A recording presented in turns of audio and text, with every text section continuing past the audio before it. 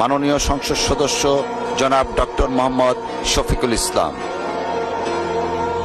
আপনার সময় 5 মিনিট। আমার তো 8 মিনিট ছিল, আমি যতটুকু জানি। মাননীয় স্পিকার, আপনি জানেন আজকে আমরা যখন এখানে দাঁড়িয়ে কথা বলি তখন আমাদেরকে এটা ভাবতে হচ্ছে যে আমরা কথা বলতে গিয়ে আবার বিগত 17 বছরের কোনো একটা বৈষম্যের মধ্যে পড়ে যাচ্ছে কিনা।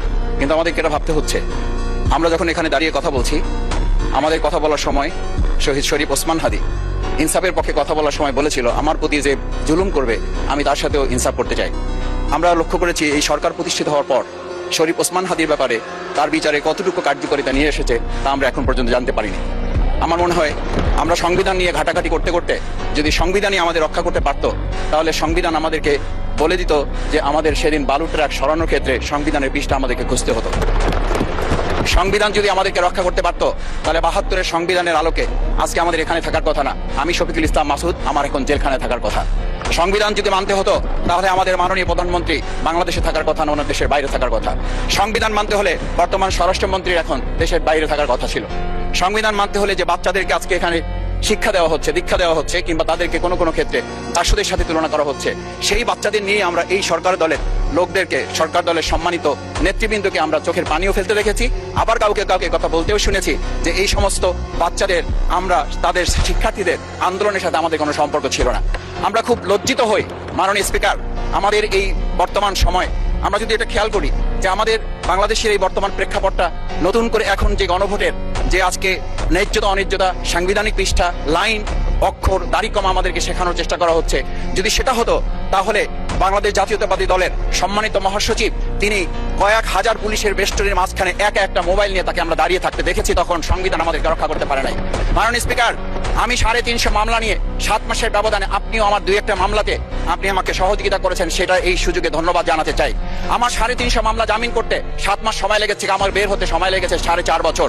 আমি সেই 4.5 বছরে 3 বার রিয়ারেস্ট হয়ে 2 বার গুম হয়েছি।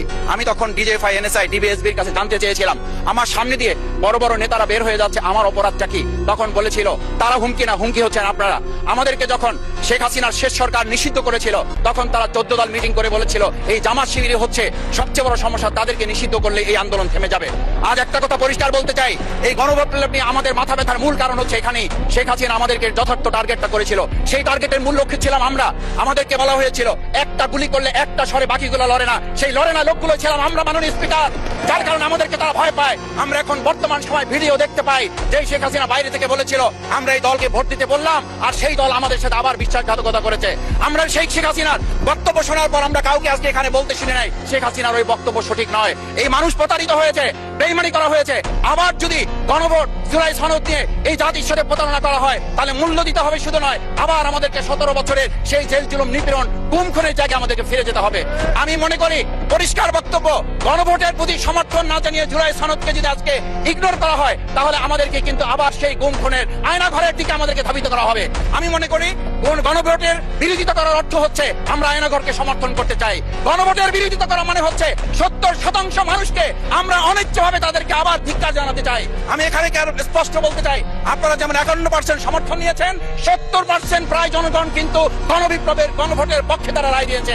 আপনাদের যে সেই 51%-এর তুলনায় সেই 70% প্রায় গণভোটকে যদি আপনারা ইগনোর করেন, তাহলে আমি বলবো আমার বাউফল, আমার পটুয়াখালী শুধু নয়, গোটা বাংলাদেশ আবার জেগে উঠে গণভোটকে তারা কার্যকর করবে।